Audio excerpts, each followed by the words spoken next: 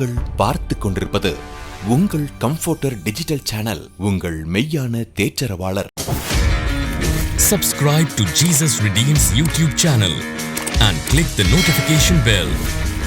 Watch Jesus Redeems programs in Tamil, Hindi and Kannada languages in Comforter Digital TV. Listen to our 24/7 Comforter radio broadcast and subscribe to Evangel OTT and watch hundreds of Christian short films and videos and be blessed. Download Comforter TV and radio app today. Make use of Jesus Redeems programs available on various social media platforms. Spread the revival fire.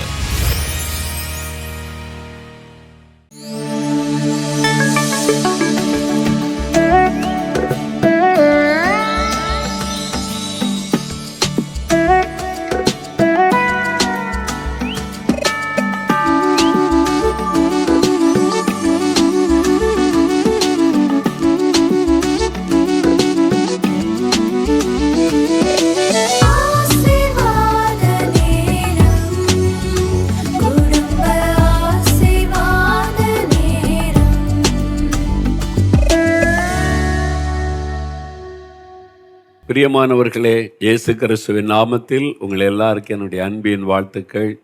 உங்களுடைய குடும்பத்தில் இருக்கிற பெரியவர்கள், சகோதர சகோதரிகள், வாலிப தம்பிமார், வாலிப பிள்ளைகள், குட்டி பிள்ளைகள் எல்லாருக்கும் வாழ்த்து சொல்லுகிறேன். நம்ம எல்லாம் சேர்ந்து தான் ஒரு குடும்பம் இல்லை? அப்போ உங்களுடைய குடும்பத்தில் எல்லாருக்குமே இயேசுவின் நாமத்தில் வாழ்த்துக்கள். குடும்பத்தில் இருக்கிற எல்லாருமே சேர்ந்து ஜெபிக்கிறது தான் குடும்ப ஜெபம். சிலர் வரமாட்டேன்னு முரண்டு பிடிப்பாங்க. சண்டை போடாதங்க, வரக்கூடியவங்களை வச்சு ஜெபம் பண்ணுங்க. அவங்க தன்னால் ஒரு நாள் வந்துடுவாங்க. நீங்கள் அப்படி போய் சண்டை போட்டுக்கிட்டு இருந்தீங்கன்னா குடும்ப சமாதானம் போயிடும், ஜெபம் நின்று போயிடும். சாத்தானுடைய திட்டமே அதுதான். ஒரு சண்டையை உண்டாக்கி ஜெபத்தை தடுத்து விடுவார். அதுக்கு இடம் கொடுக்கக்கூடாது. வரக்கூடியவங்களை வச்சு ஜெபம் பண்ணுங்க. மற்றவங்கள்ட்ட கோவப்பட்டு திட்டி பேசி அப்படிலாம் பண்ணாதங்க. நம்ம வீட்டில் குடும்பம் ஜெபம் பண்ணணும், வாங்க சேர்ந்துன்னு அழைப்பு கொடுங்க. சிலர் சொல்ல, நீ 1 மணி நேரம் ஜெபிச்சுக்கிட்டே இருக்கேன், நான் வர முடியாது, நான் படிக்கணும், நான் காலேஜுக்கு போகணும், பார்க்கணும் அப்படி சொல்லுவாங்க. அதனால் குடும்ப ஜெபம் எல்லாருக்கும் வசதியாக சுருக்கமாக இருந்தாலே போதும். வசதியான நாள், லீவு நாள் கொஞ்சம் முடியும்னா எல்லாருடைய ஒரு தீர்மானத்தோடு 1 மணி நேரம் கூட ஜெபிக்கலாம். மற்றபடி ஒரு 15லேருந்து 20 நிமிஷம் ஷார்ட்டாக நீங்கள் பண்ணால் கூட போதும். அதை சின்சியராக பண்ணினா போதும். சும்மா உட்காந்து 10 பாட்டை பாடி இழுத்துக்கிட்டு இருக்காமல் அதெல்லாம் டைம் இருக்கும்போது அந்த மாதிரி உள்ளவங்க மட்டும் செய்கிறது. குடும்பமாக கூடி ஜெபிக்கும்போது கணவர் வேலைக்கு போக வேண்டியது இருக்கும், பிஸ்னஸ் போக வேண்டியிருக்கும். உட்கார வச்சு 1 மணி நேரம் பாட்டு பாட முடியாது. பாட்டியம்மா தாத்தாங்க வேறு வேலை கிடையாது, வீட்டிலே இருப்பாங்க. அதனால் மணிக்கணக்காக பாட்டு பாடிக்கிட்டே இருக்கலாம். அது கூடாது. எல்லாருடைய வசதியை நீங்கள் பார்க்கணும். அதனால் 1 பாட்டு 2 பாட்டு ஒரு வசனம் வாசித்துட்டு டெய்லி ஒருவர் ஜெபிக்கலாம். வாரத்தில் ஒரு நாள் ஞாயிற்றுக்கிழமை உபவாசம் பண்ணி ஜெபிங்க. அன்றைக்கி எல்லோரும் ஜெபம் பண்ணுங்க. 1 மணி நேரம் சின்சியராக ஜெபம் நடத்துங்க. வித்தியாசத்தை பார்ப்பீங்க. சரி, இப்போ முதலாவது ஒரு பாடல் பாட போகிறோம். என்ன பாட்டு பாடலாம்? சேனை அதிபன் நம் கர்த்தருக்கே. நல்ல ஒரு கர்த்தர், நம்முடைய தேவன் சேனைகளின் கர்த்தர். அவருக்கு ஒரு பெரிய சேனை இருக்குது, கோடான கோடி தூதர்கள். நாம் சாதாரணமானவர்கள் அல்ல. நமக்கு பின்னால் பாதுகாப்பாக பெரிய சேனை ஆண்டவர் வைத்திருக்கிறார். அதை நினைத்து ஆண்டவரை துதித்து பாடலாம். கைத்தட்டி பாடலாமா? சேர்ந்து பாடுவோம்.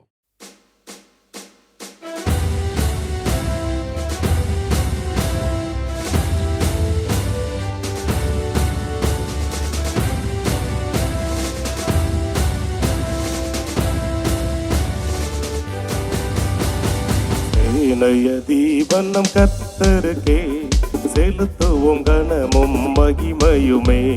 சேனைய தீபன்னம் கர்த்தருக்கே செலுத்துவோம் கனமும் மகிமையுமே.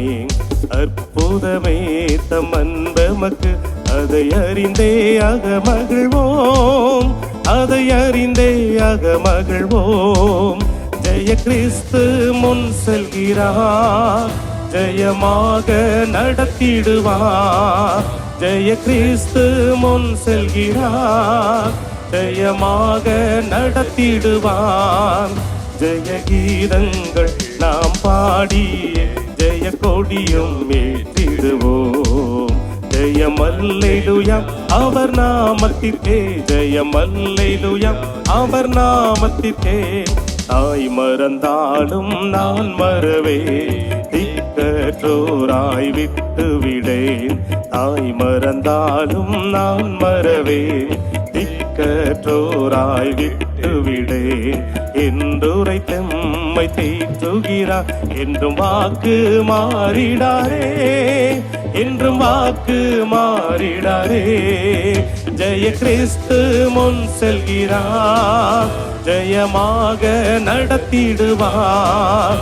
ஜெய கிறிஸ்து முன் செல்கிறார், ஜெயமாக நடத்திடுவார்.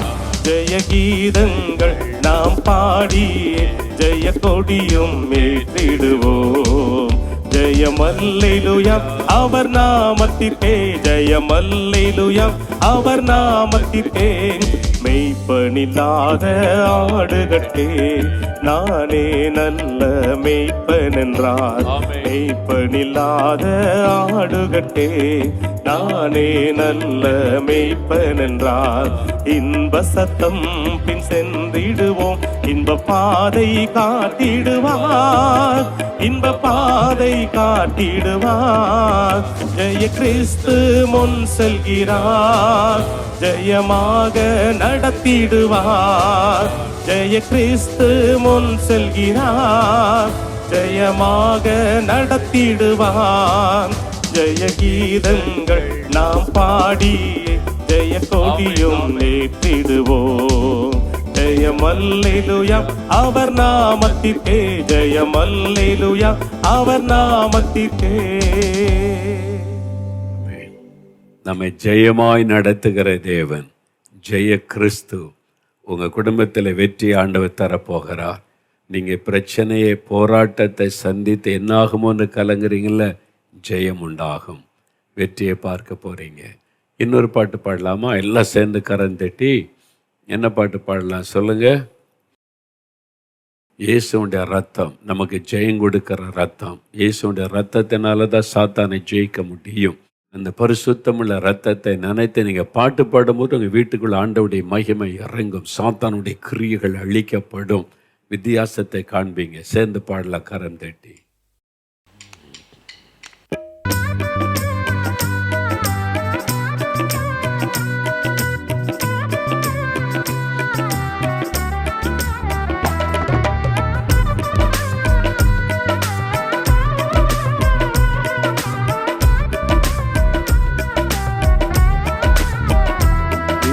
ரத்தமே ரத்தமே ரத்தமே, இயேசு ரத்தமே ரத்தமே ரத்தமே, விலையேற பெற்ற ரத்தமே, குற்றமில்லா பரிசுத்த ரத்தமே, விலையேற பெற்ற ரத்தமே, குற்றமில்லா பரிசுத்த ரத்தமே. இயேசு ரத்தமே ரத்தமே ரத்தமே, இயேசு ரத்தமே ரத்தமே ரத்தமே, மகா கொடூர பாவங்கள் கழுவிடும் நம் இயேசுவின் ரத்தமே. மகா கொடூர பாவங்கள் கழுவிடும் நம் இயேசுவின் ரத்தமே. மனவியாகுல வேதனையா வேர்வை ரத்தமாய் வெள்ளி வந்ததே, மனவியாகுல வேதனையா வேர்வை ரத்தமாய் வெள்ளி வந்ததே.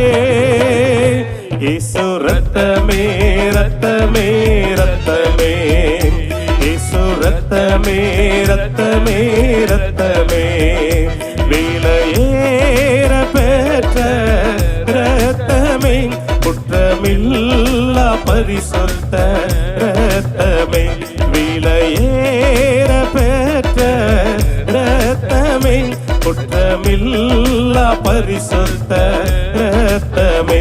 இயேசு ரத்தமே ரத்தமே ரத்தமே,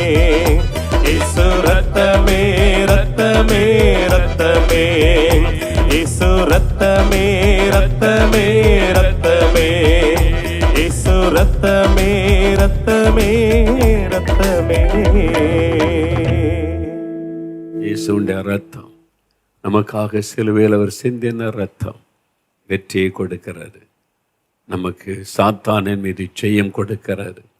பிசாசு எத்தனை விதமான போராட்டத்தை உங்களுக்கு விரோதமாய், உங்களுடைய குடும்பத்துக்கு விரோதமாய் எழுப்பி இருந்தாலும் இயேசு கிறிஸ்துவின் ரத்தத்தின் வல்லமையினால் இன்றைக்கு நீங்கள் ஜெயம் எடுக்கிறீங்க. ஆமேன்.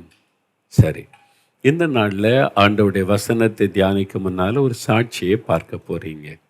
இந்த அனுபவங்களை நம்ம பார்க்கும்போது அதன் மூலமாக ஆண்டவர் நம்மோடு பேசுகிறார்ல. சகோதரி மல்லிகா அவங்க வாழ்க்கையில் நடந்த ஒரு காரியத்தை உங்கள்கிட்ட ஷேர் பண்ண போகிறாங்க.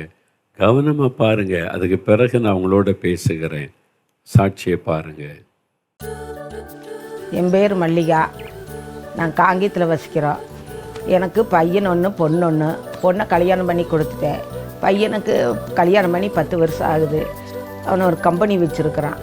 இதான் மருமகம். கல்யாணமாகி 10 வருஷத்தில் 8 வருஷம் எங்களுக்கு சண்டையே தீரவே இல்லை. நாங்கள் கல்யாணம் முடிஞ்ச ஆரம்பத்தில் வந்துட்டு 2 மாதத்துலேயே சொந்தமாக கம்பெனி வச்சுருந்தோம். அந்த 2 மாதத்துக்குள்ளேயே கம்பெனி விற்கிற மாதிரி ஆயிடுச்சு.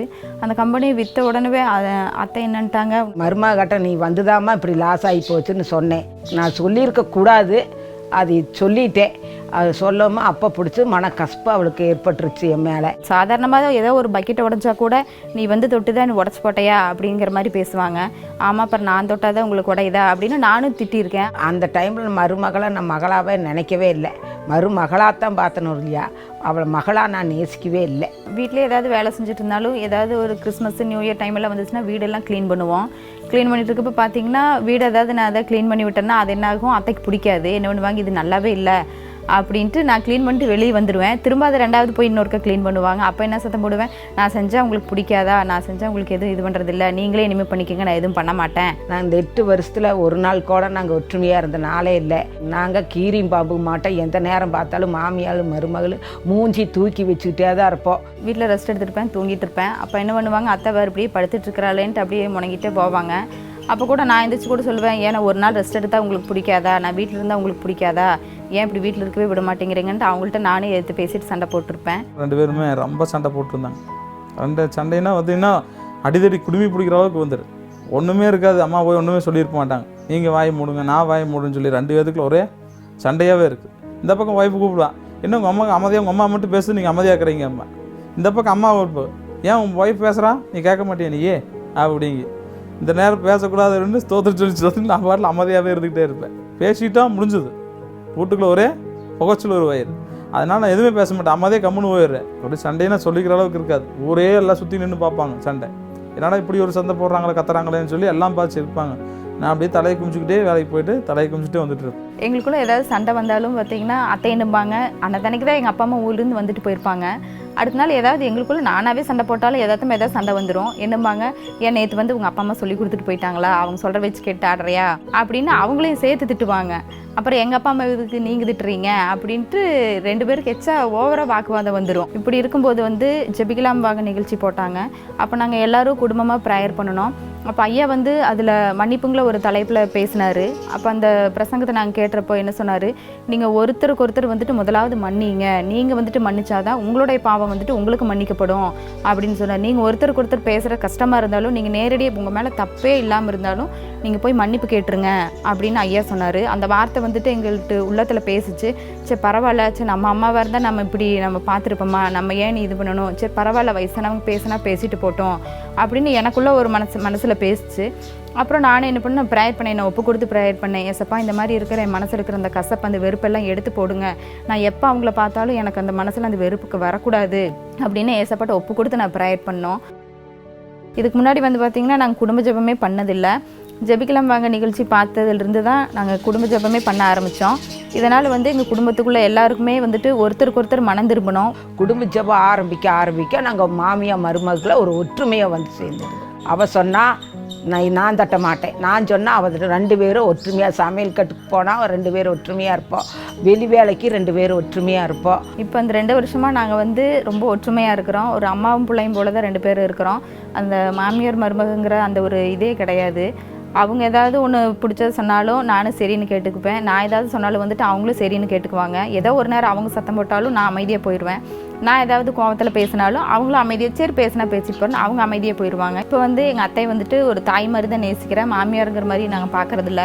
இப்போ நாங்கள் 2 பேரும் அம்மாளும் மகளும் மாட்டா ரூத்தும் நெகோமி மாதிரி நாங்கள் இருக்கிறோம். இப்போ பார்த்தீங்கன்னா அவங்க 2 பேத்துக்குள்ளே சண்டையே வரதில்லை. இப்போ அவங்க 2 பேர் சேர்ந்துட்டு என்ன பண்ணுறாங்க, என்னை திட்டுக்க ஆரம்பிச்சுறாங்க. இப்போ சேர்ந்ததை பார்த்துட்டு எனக்கே ஒரு ஆச்சரியமாக இருக்கும். ஜெபிக்கலாம் வாங்க நிகழ்ச்சியின் மூலிமா ஒரு லாக்டவுன் வந்து மக்களை ஒரு உட்கார வச்சு நம்மளை இந்த அளவுக்கு கொண்டு வந்திருக்குதுன்னா அதெல்லாம் ஒரு தேவ சித்தம் மட்டும்தான். 8 வருஷமாக எங்கள் மாமியார் மேலே இருந்த அந்த மனக்கசப்பு ஜெபிக்கலாம் வாங்க நிகழ்ச்சியில் அந்த மன்னிப்புன் செய்தியின் மூலமாக ஒரு மன மாற்றத்தையும் ஒற்றுமையும் எங்களுக்குள்ளே கொடுத்த ஏசப்பாவுக்கு கொடான கொடி நன்றி.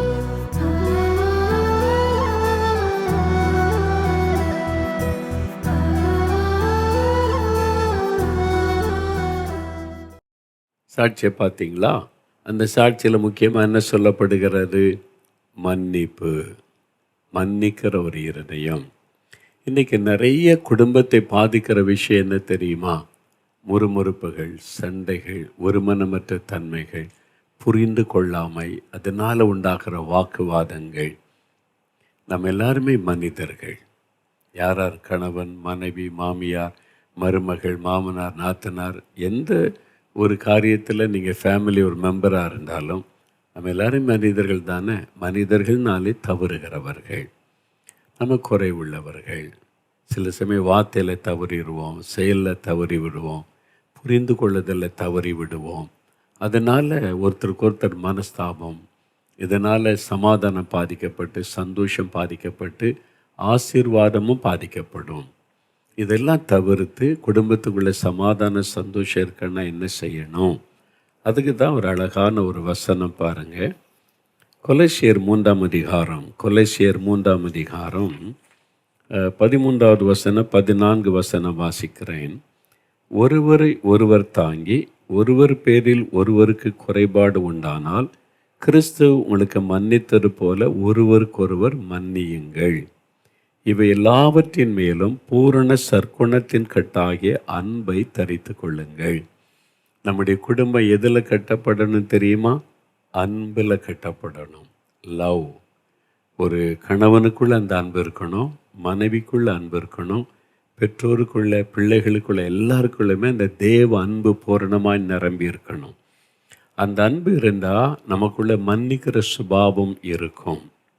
நம்ம யாரை நேசிக்கிறோமோ அவங்க தப்பு பண்ணால் கூட நம்ம அதை பெருசுப்படுத்த மாட்டோம். பார்த்துருக்கீங்களா? நீங்கள் ஃப்ரெண்ட்ஸாக இருக்கீங்க, 2 பேர், யார் மேலே ரொம்ப அன்பு இருக்கிறோ அவங்க பெரிய தப்பு பண்ணால் கூட அதை பெருசாக எடுக்க மாட்டோம்.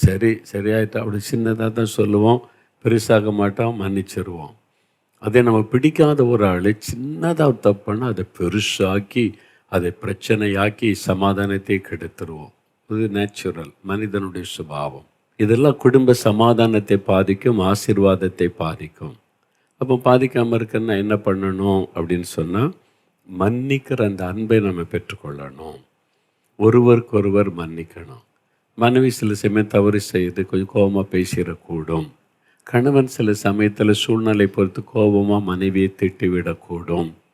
மாமியார் சில சமயத்தில் தவறான புரிந்து கொள்ளுதல் மருமகளை ஏசிடக்கூடும். மருமகள் கூட சில சமயம் மாமியாரை திட்டிவிடக்கூடும். இந்த மாதிரி மனிதர்களுக்குள்ள சில காரியங்கள் முறுமுறுப்பு, சண்டை, பகையை உண்டாக்கிறோம். ஆனால் உடனே என்ன பண்ணணும்? ஆண்டவர்கிட்ட முதலாவது மன்னிப்பு கேட்டு ஜெபம் பண்ணி ஒருவருக்கொருவர் மன்னித்து விட வேண்டும். அந்த மன்னிக்கிற அன்பு இருந்தால் தான் குடும்பம் கட்டப்படும். அது ரொம்ப முக்கியம். உள்ள வைராக்கியம், பகை, நான் என்ன அப்படின்னு சொல்லி வைத்து கொண்டு இருந்தால் குடும்ப உறவுகள் பாதிக்கப்படும், சமாதானம் பாதிக்கப்படும், ஆசீர்வாதம் பாதிக்கப்படும். அதனால தான் வசனம் சொல்லுது, மன்னியுங்கள் ஒருவருக்கொருவர். அவங்க பார்த்தீங்களா, அவங்க மன்னிக்காமல் இருக்க வரைக்கும் 8 வருஷம் கசப்பு, பகை, வைராக்கியம். ஆனால் இயேசுவின் அன்பு வந்த உடனே, மன்னித்த உடனே எவ்வளோ பெரிய சந்தோஷம் இல்லை? அதில் அவ்வளோ பெரிய மகிழ்ச்சி இருக்கிறாரு. அதனால் நீங்கள் கணவரை மன்னிச்சிருங்க, மனைவியை மன்னிச்சிருங்க, பிள்ளைகளை மன்னிச்சிருங்க, பெற்றோரை மன்னிச்சிருங்க. மாமியார் தானே, உங்களுடைய தாயை மன்னிக்கிறது போல் மன்னிச்சிருங்க. உங்கள் மருமகள் தானே, மகளை நீங்கள் எப்படி நேசிப்பீங்க, மன்னித்து மறந்துடுங்க.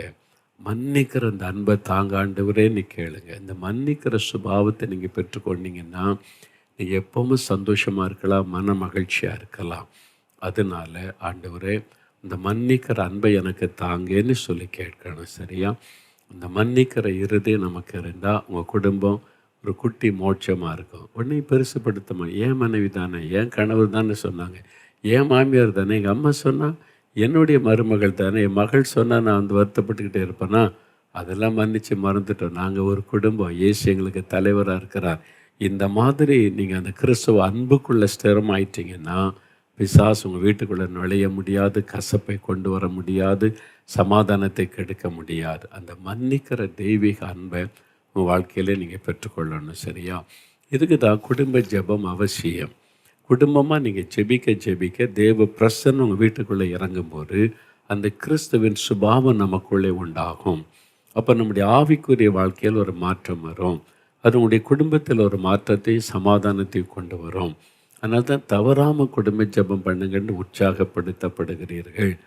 தினமும் அந்த குடும்ப ஜெபம் ஒரு 15லேருந்து 20 நிமிஷம், 2 பாட்டு, ஒரு வேத வசனம், ஒரு ஜெபம். ஞாயிற்றுக்கிழமை காலையில் உபவாசித்து ஜெபம் பண்ணுங்க. சர்ச்சுக்கு உபவாசத்தோடு போங்க. அங்கே வந்த உடனே வீட்டில் ஒரு மணி நேரம் உட்காந்து நல்லா ஜெபம் பண்ணுங்க. அன்றைக்கி எல்லோரும் ஜெபிங்க. அதன் பிறகு மதிய உணவு எடுத்துக்கொள்ளுங்க. அந்த மாதிரி ஒரு சில பழக்கங்களை நம்ம ஏற்படுத்தி கொள்ளணும். நிறைய பேர் அதை ஏற்படுத்தி இன்றைக்கி ஆசீர்வாதமாக இருக்கிறதை பார்க்க முடிகிறது. குடும்ப ஆசீர்வாத ஜெபத்திட்டம், ஃபேமிலி பிளெஸிங் ப்ரேயர் பார்ட்னர், இது 2003 வருஷத்திலிருந்து இதை செய்கிறோம். இத்தனை குடும்பங்கள் இணைஞ்சிருக்கிறாங்க. இவங்களுடைய விவரமெல்லாம் நம்மகிட்ட இருக்குது. அதை வைத்து தினந்தோறும் இந்த குடும்பங்களுக்காக ஜெபிக்கிறோம். இந்த குடும்பத்துக்கு எப்படி ஜெபிக்கணும், என்ன ஜெபிக்கணும், என்ன வசனம் வாக்கு தத்துவம் சொல்லி ஜெபிக்கணும் என்பதில் கர்த்தர் வெளிப்படுத்தி காண்பித்திருக்கிறார். அப்படியே ஜெபிக்கிறோம். ஆனால் உங்கள் குடும்பத்துக்காக நாங்கள் தினமும் ஜெபிக்க வேண்டும் என்று விரும்பினால் இந்த திட்டத்தில் நீங்கள் சேரணும். இதுக்கு காசு கொடுக்கணுமா? இல்லை. எதாவது காணி கொடுக்கணுமா? இல்லை. நீங்கள் சேருவதற்கு ஒரே ஒரு கண்டிஷன், உங்கள் வீட்டில் குடும்ப ஜெபம் பண்ணணும். தினமும் குடும்ப ஜெபம் பண்ணணும். ஒரு 15-20 நிமிஷம் நீங்கள் பண்ணினா நாங்கள் உங்களுக்காக தினமும் 4 மாவட்ட இயேசுடிக்கிற ஜெப மையத்தில் உங்களுக்காக ஜெபிப்போம். அப்போ நீங்கள் ஜெபிக்க ஒப்பு கொடுத்தா தான் நாங்கள் ஜெபிப்போம். நீங்கள் ஒன்றுமே செய்ய மாட்டோம், ஜெபிக்கலாம் மாட்டோம், நீங்கள் ஜெபிங்கன்னா நாங்கள் உங்களுக்காக எதுக்கு ஜெபிக்கணும்? அதனால் நீங்கள் குடும்ப ஜெபம் பண்ணணும். இதில் எப்படி சேருவது? இமெயில் அட்ரஸ் இருக்குது, partner@jesusredeems.org. அதுக்கு தொடர்பு கொள்ளுங்கள்.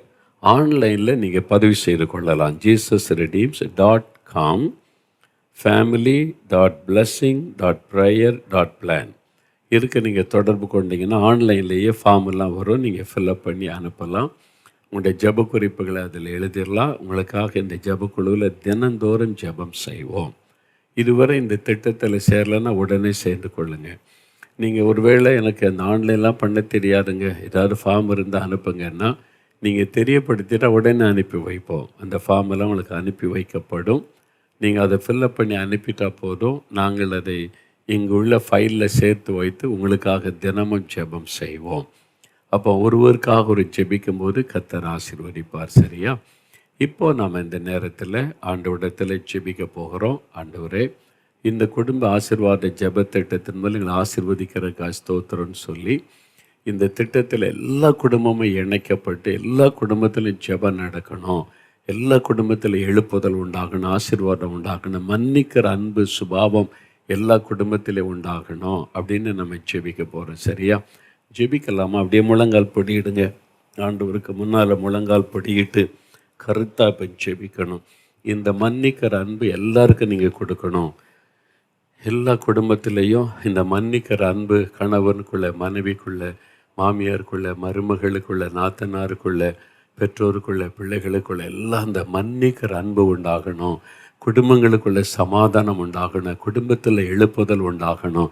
குடும்பங்கள் ஜெபிக்கிற குடும்பங்களாக மாறணும். எங்கள் தெருவில், எங்கள் கிராமத்தில், எங்கள் சபையில் இருக்கிற எல்லா குடும்பங்களுமே இந்த மாதிரி ஜெபிக்கிற குடும்பங்களாக, அன்புள்ள குடும்பங்களாக மாறணும். ஜெபிங்க ஜெபிங்க ஜெபிங்க. இயேசு கிறிஸ்துவின் நாமத்தில் குடும்பங்களுக்காக ஜெபிக்கிறோம். எல்லா குடும்பத்திலும் ஆண்டவரை தேவ அன்பு ஊற்றப்படணும். மன்னிக்கிற அன்பு எல்லாருக்குள்ள காணப்படணும். கணவனுக்குள்ள, மனைவிக்குள்ள, மாமியாருக்குள்ள, மருமகளுக்குள்ள, பெற்றோருக்குள்ள, பிள்ளைகளுக்குள்ள, நாத்தனாருக்குள்ள, எல்லாருக்குள்ள அந்த மன்னிக்கிற அன்பு உண்டாகட்டும். தெய்வீக அன்பு உண்டாகட்டும். ஆண்டவரை மன்னிக்கிற தெய்வீக அன்பை எல்லாருக்குள்ள ஊற்றுவீராக. எல்லா குடும்பத்துக்குள்ள சமாதானமும் ஆசீர்வாதம் உண்டாகட்டும். சமாதானத்தை கெடுக்கிற ஆவிகள் விலகட்டும். அன்பை கெடுக்கிற ஆவிகள் விலகட்டும். ஒரு மனதை கெடுக்கிற ஆவிகள் விலகட்டும். இன்றைக்கு மன்னிக்கிற இருதயம் எல்லாருக்குள்ளும் வரட்டும். நேசிக்கிற அன்பான இருதயம் உண்டாகட்டும். எல்லா குடும்பங்களும் இயேசுவின் நாமத்தில் ஆசீர்வதிக்கப்படட்டும். குறைவுகள் நிறைவாக்கப்படட்டும். தேவைகள் சந்திக்கப்படட்டும். கற்பத்தின் ஆசீர்வாதம் உண்டாகட்டும். கடன் பிரச்சனைகள் மாறட்டும். பிள்ளைகளை படிப்பில் ஆசீர்வதித்து உயர்த்தும். தடைப்பட்ட நன்மைகளை வாய்க்க பண்ணும். நன்மையும் ஆசீர்வாதமும் குடும்பங்களிலே உண்டாகட்டும். இயேசுவின் நாமத்தில் நீர் ஆசீர்வதித்து விட்ட அன்பிற்காக ஸ்தோத்திரம், ஸ்தோத்திரம், ஸ்தோத்திரம். இயேசுவின் நாமத்தில் ஜெபிக்கிறோம் பிதாவே. ஆமேன், ஆமேன். என் ஆத்துமாவே கர்த்தரை சோஸ்திரி, என் முழு உள்ளமே அவருடைய பரிசுத்தமுள்ள நாமத்தை சோஸ்திரி. என் ஆத்துமாவே கர்த்தரை சோஸ்திரி, அவர் செய்த சகல உபகாரங்களை மறவாதே. ஆமேன், ஆமேன். எங்கள் குடும்பம், எங்கள் குடும்பம், எங்கள் குடும்பம், இயேசுவின் குடும்பம், மகிழ்ச்சியான குடும்பம், ஆசீர்வாதமான குடும்பம். இயேசுவே குடும்ப தலைவர், இயேசுவே குடும்ப டாக்டர், இயேசுவே குடும்ப நண்பர், இயேசுவே எங்களுக்கெல்லாம். இயேசுவே குடும்ப தலைவர், இயேசுவே குடும்ப டாக்டர், இயேசுவே குடும்ப நண்பர், இயேசுவே எங்களுக்கு. This program is sponsored by Brother Renaud and family, Tiruchirappalli. சங்கீதம் 121:5 படி, கர்த்தர் உங்களை காக்கிறவர், கர்த்தர் உங்கள் வலது பக்கத்திலே உங்களுக்கு நிழலாய் இருக்கிறார். Sister Malarvili and family, Madurai. Megha 4:10 படி, கர்த்தர் உங்களை உங்கள் சத்துருக்களின் கைக்கு நீங்களாக்கி மீட்பாராக. Brother Saharia Pumalai and family, Aruppukkottai. யோபு 5:9 படி, ஆராய்ந்து முடியாத பெரிய காரியங்களையும் எண்ணி முடியாத அதிசயங்களையும் கர்த்தர் உங்களுக்கு செய்வாராக. Brother Paul Daniel and family, Kaveri Pakam. வாகமம் 28:1 படி, கர்த்தர் பூமியில் உள்ள சகல ஜாதிகளிலும் உங்களை மேன்மையாக வைப்பாராக. Brother Manimuthu Alvin Abraham and family, Aladipatti, Gangai Kondan, Tirunelveli. ஏசாயா 54:3 படி, நீங்கள் வலதுபுறத்திலும் இடதுபுறத்திலும் இடங்கொண்டு பெருகுவீர்களாக. அன்பானவர்களே, நீங்களும் தொலைக்காட்சி ஊழிய பங்காளராகிட தொடர்பு கொள்ள வேண்டிய தொலைபேசி எண் 9422246611. இமெயில் முகவரி partners@jesusfilms.org. God bless you.